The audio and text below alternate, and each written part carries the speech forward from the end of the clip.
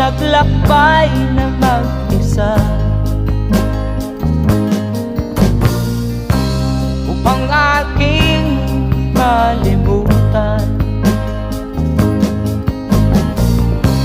mga kaapihang dinanas.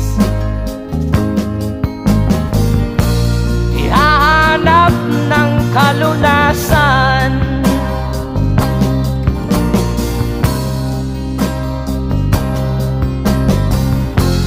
kami hinamak ng lubusan, hinapit, tinatawanan, kami itinuring na basahan. Sila ba'y makatuwid